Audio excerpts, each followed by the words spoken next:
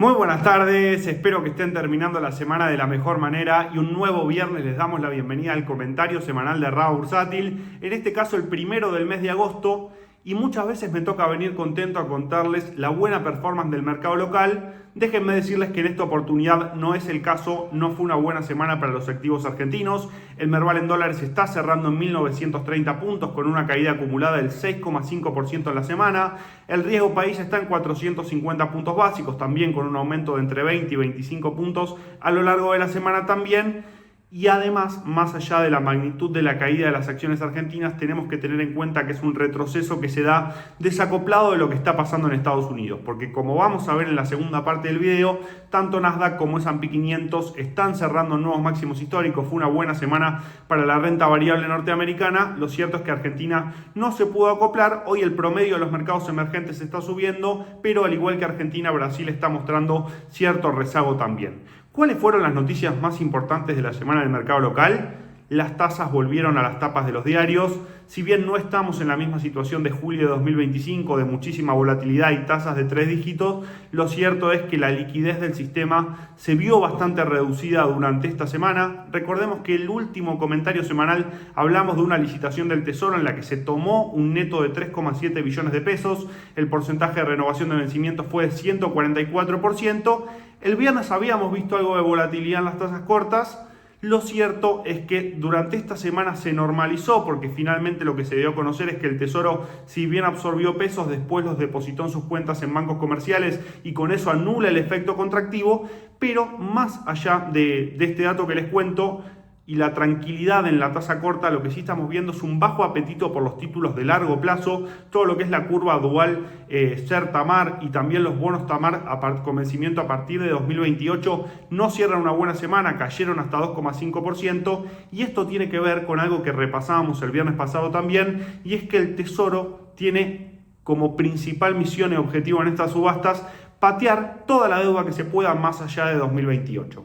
¿Qué pasó? La oferta de estos instrumentos viene creciendo mucho en estas últimas licitaciones, y lo que se terminó generando es cierta sobreoferta, al menos en el corto plazo, de estos títulos, y eso es lo que genera la caída tan importante. La tasa corta se estabilizó, el apetito por estos bonos permanece bajo, y lo que tenemos que prestar atención es que esto no continúa en la próxima semana porque tenemos una nueva licitación del Tesoro.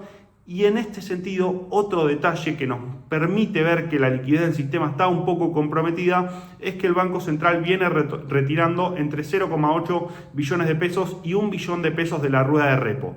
De esta rueda de repo se desprende el sobrante de liquidez que tiene el sistema. Es el retiro más bajo que hizo el Banco Central durante esta semana desde el mes de febrero, y eso habla de que las condiciones están un poquito menos flexibles y que la licitación de la semana que viene va a ser muy pero muy importante para ver el porcentaje de renovación de vencimientos y también el futuro de las tasas en pesos. Por el momento eso es lo que tenemos que tener en cuenta en el plano monetario de nuestro país. También vale decir, ante esta caída de las acciones, que se dio a conocer un informe de Atlas Intel en colaboración con Bloomberg que mostró que la imagen del gobierno está en su nivel más bajo de la gestión o muy cerquita de ese nivel. También este dato se da en consonancia con lo que publicó el índice de confianza en el gobierno, y saben que los inversores del extranjero prestan mucha atención a estas cosas, más allá de que el mercado, como les venimos diciendo en la mañana del mercado, está optimista sobre las posibilidades de reelección de Javier Milei. Por algo tenemos a los bonos cortos cotizando entre 90 y 95% de paridad. Lo cierto es que estos datos también pueden haber traído algo más de cautela. La buena noticia, si se quiere, es que si bien se negocia a la baja, el volumen operado está muy pero muy bajo. Les voy a traer un dato. El día jueves las acciones locales operaron poco más de 55 mil millones de pesos y los CDRs operaron algo bastante parecido a los 300 mil millones. ¿Qué quiere decir? Que los CDRs operan entre 5 y 6 veces más que las acciones locales. El mercado está muy pero muy tranquilo, con bajo volumen operado, y lo que predomina ahora es la cautela. En la zona de 1930 puntos nos vamos acercando de a poco al piso de este rango de lateralización establecido en las elecciones legislativas de octubre, que va de los 1900 a los 1200. Por ahí en algún momento medio negativo del mercado llegamos a testear los 1800, pero el diagnóstico general de lo que es el mercado local es: predomina la cautela, bajo volumen operado y no tenemos demasiados drivers a la vista, más allá de los muy buenos fundamentos de las empresas del sector energético. En las próximas horas vamos a conocer el último balance de YPF, que se va a estar publicando entre el cierre del viernes y la mañana del lunes. Pampa Energía presentó resultados muy pero muy sólidos, multiplicando por 4,3 veces su ganancia neta, con la producción de Rincón de Aranda creciendo a triple dígito, y más allá de la solidez de los números, los activos no terminan de tomar impulso. En este sentido vale decir que la volatilidad del petróleo también pone algún obstáculo en este sentido. Se dio a conocer el dato de la inflación de Cava. Me voy a hablar un poco de datos importantes a tener en cuenta de cara a la semana que viene. Vino en el 2,9%, bastante por encima de lo esperado por el mercado. Quizás por ese motivo también podemos ver un retroceso en los activos argentinos en la rueda de hoy. La buena noticia, si se quiere, en el marco de un dato que vino por debajo, muy por encima de lo esperado, es que la inflación núcleo, que es la que excluye los componentes más volátiles, corrió al 2,2%, y además la inflación de Cava tiene la particularidad de que sobrepondera los servicios por sobre los bienes, y el IPC nacional hace lo contrario, es decir, pesan más los bienes que los servicios. Según estuve leyendo, el dato reponderado, es decir, si agarramos los datos del IPC de Cava y lo ajustamos a las ponderaciones del dato nacional, da entre la zona de 2,1 y 2,2%, pero cuidado, porque si el dato de inflación viene cómodo por encima del 2%, también podemos tener algo de volatilidad. Y a pesar del retroceso que tuvieron los títulos largos durante esta semana que les describí hace un ratito, los bonos SER siguen siendo una alternativa más que atractiva para incorporar a las carteras. Los que más nos gustan son los que vencen en 2028, entre junio y el mes de septiembre. Por otra parte, la buena noticia de la semana tiene que ver con que se renovó el swap con China. Se prorrogó el vencimiento de 3 a 5 años, lo anunció el Banco Central a principios de la semana, y esto es una buena noticia porque habla, primero, que nos da previsibilidad, y además aumenta la capacidad de intervención de cara a un año 2027 que se asoma muy pero muy volátil. Del lado de las reservas, lo que podemos decir es que tocamos un máximo de 2019 el día miércoles por encima de los 50.000 millones de dólares, nivel que no veíamos desde el mes de septiembre de ese año. Pero vimos una caída rápida hacia la zona de los 48.500 millones porque el jueves por la tarde se efectuó un pago de intereses al Fondo Monetario Internacional. Hay que prestar atención a cómo continúa la dinámica en estas próximas ruedas, sobre todo teniendo en cuenta la dinámica de compras del Banco Central. ¿Cómo estamos con eso? En el acumulado del año se compraron 13.400 millones de dólares, una cifra que se festeja, que es muy pero muy positiva y habla de las prioridades que tiene el equipo económico. Veremos cómo se da la estacionalidad en los próximos meses, porque parece que el mercado cambiario se puede dar vuelta en este sentido, que empiece a aparecer más flujo comprador que vendedor, y se vienen seguramente unos meses bastante interesantes para ir monitoreando eso. En el corto plazo, el equipo económico parece tener la intención de que el dólar mayorista no rompa la zona de los 1.500, 1.510. Estamos viendo, según trascendió, algo de venta de títulos dólar link también. Eso retira liquidez del mercado y nos puede explicar esta reducción del monto colocado en la rueda de repo que les estuve contando hace un rato. Pero vamos a tener ruedas bastante interesantes desde ese lado, y como les decía, en materia de acciones no tenemos mucho más para comentar, que predomina la cautela. Ahora sí, si me permiten, me voy a ir a hablar del mercado de Estados Unidos, donde tenemos un poco una visión muy distinta, podemos decir. ¿Por qué? Porque el S&P 500 y el Nasdaq cierran la semana en máximos históricos, al menos a nivel intradiario.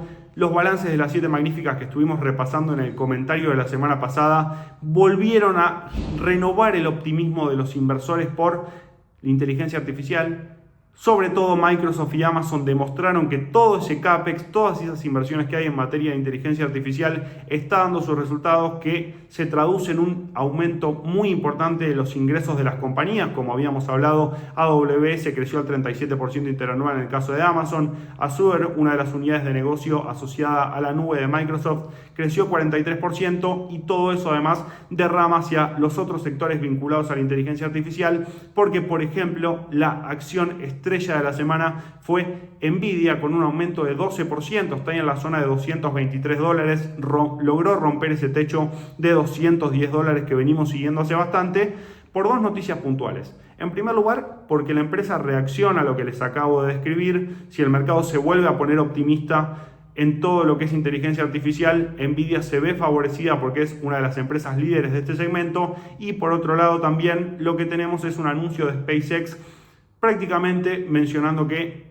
Nvidia va a ser su único proveedor en materia de diseño de chips y eso genera también optimismo entre los inversores. SpaceX presentó balance durante esta semana, los números no gustaron inicialmente porque cayó 14% después de la presentación de resultados, pero para quienes se la jugaron les cuento que el día viernes está subiendo un 13%, está volviendo muy de a poquito el optimismo sobre esta compañía que está acercándose a esos $135 que se corresponden con su precio de oferta pública inicial. Recuerden que en estos niveles de precio está aproximadamente un 50% por debajo de esos máximos históricos. Ahora con esto sube un poquito menos, estamos más cerca del 45, pero la caída de igual manera es muy pero muy importante. Uno de los datos más interesantes para repasar del mercado de Estados Unidos es el dato de empleo que se dio a conocer hoy por la mañana, y aprovecho para traerles una situación que a mí al principio, cuando empecé a seguir el mercado y a dedicarme a esto hace algunos años atrás, me generaba dudas, y es cómo el mercado puede reaccionar de manera positiva, como estamos viendo hoy, ante un dato de empleo que no es bueno. La respuesta es que llegó un dato de empleo que no fue positivo porque las nóminas no agrícolas mostraron que la economía de Estados Unidos perdió 23.000 empleos en el mes de julio cuando se esperaba un aumento de 80.000, y eso lo que termina generando es la percepción de un mercado laboral un poco más débil, y por ende eso disminuye la probabilidad de que la Fed suba las tasas de interés en el mes de septiembre. Si nos ponemos a pensar algunos comentarios atrás, antes de la reunión del 18 de este mes, del mes de julio, yo les decía, el 80% del mercado espera que la Reserva Federal suba las tasas de interés en el mes de septiembre. Incluso algunos se animaban a hablar de una suba de 50 puntos básicos. Hoy lo que estamos viendo es que el mercado asigna un 55% de probabilidades a que la tasa se mantenga y un 45% de probabilidades a que la tasa suba. Si es la primera vez en bastante tiempo que el mercado empieza a descontar que la tasa se mantiene, y eso es lo que están festejando los activos de riesgo hoy. ¿Por qué es tan importante para el mercado que la tasa no suba en este momento? Porque hay muchísima demanda de financiamiento vinculado a la inteligencia artificial. El jueves se dio a conocer que Google va a salir a buscar 25.000 millones de dólares en bonos. En el mes de junio tuvimos la oferta pública de SpaceX. También el mercado ya empieza a posponer, pero parece que dentro de un año o un año vista vamos a tener las ofertas públicas de Anthropic y OpenAI, y por ese motivo el sector tecnológico festeja tanto que bajen las probabilidades al menos de la tasa de interés. Aún eso sea una señal de que la economía de Estados Unidos viene un poco más débil de lo esperado, ¿sí? Esa es la respuesta a por qué el mercado festeja un dato que a priori es malo para la economía, y es lo que nos está marcando un poco la tónica de la rueda de este viernes. Conflicto en Medio Oriente. Bueno, repitiendo el patrón de los últimos fines de semana, Donald Trump escaló el viernes, el Brent se fue a la zona de $90, me refiero al último viernes. Durante el fin de semana desescaló, al principio de esta semana mencionó que estaba cerca de un acuerdo con Irán, el Brent volvió a la zona de 80, pero entre miércoles y jueves conocimos que Irán y Omán están negociando aparte para reabrir el estrecho de Hormuz, pero para prohibirles el paso a barcos de Estados Unidos y de Israel. Eso terminó generando un rebote en el petróleo, volvió a renovar las preocupaciones sobre la cadena de suministro. Estamos viendo también un leve retroceso en la rueda del viernes, pero lo cierto es que seguimos sin definiciones concretas, muchos idas y vueltas. Lo cierto es que el mercado de acciones está muchísimo más preocupado por lo que pasa con las ganancias corporativas y las decisiones de la Fed en el corto plazo que por lo que está sucediendo en el conflicto en Medio Oriente. Las tasas del Tesoro a raíz de este dato de empleo bajaron fuerte también en lo que es en el largo plazo, cayeron hasta 5 puntos básicos. Y me voy a otro de los datos importantes para seguir de cara a la próxima semana, que es los balances que van a llegar. No tenemos balance de grandes tecnológicas, pero sí presentan algunos papeles que sé que algunos seguidores de este espacio miran mucho. Particularmente el jueves vamos a tener el balance de Nubank y también de Globant, dos papeles que me están preguntando y que sé que siguen mucho, así que vamos a tener seguramente volatilidad, sea para arriba o para abajo. Y si hablamos de balances, una de las claves de esta semana tiene que ver con los números de Mercado Libre. El lunes les decíamos con Sole que esperábamos un balance de Meli por encima de las expectativas, pero que si la empresa no lograba mostrar un aumento de sus márgenes podíamos tener un retroceso en la cotización.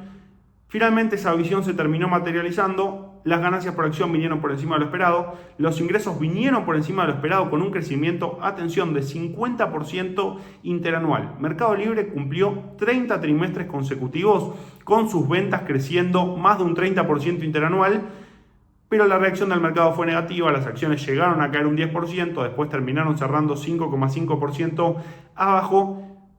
por la preocupación sobre los márgenes. Los márgenes no mejoran, el margen neto vino en la zona de 4,6%, en línea, un poco por debajo de lo que había mostrado en el último trimestre, en el balance anterior, y se termina reflejando la preocupación de los inversores. Por eso, recordemos que la prioridad de la compañía es resignar rentabilidad presente para aumentar las ventas, esa es la estrategia que está llevando adelante, y ver una mejora de los márgenes en los próximos años. Por el momento el mercado no la está comprando del todo, pero lo que sí vale decir es que Mercado Libre se está negociando en $1.830, muy por encima del mínimo de los 1.500 que vimos después del balance presentado en el mes de mayo. Creo que todo eso es lo importante por el día de hoy. La semana que viene vamos a tener muchas cosas para analizar, además de los balances que les comenté.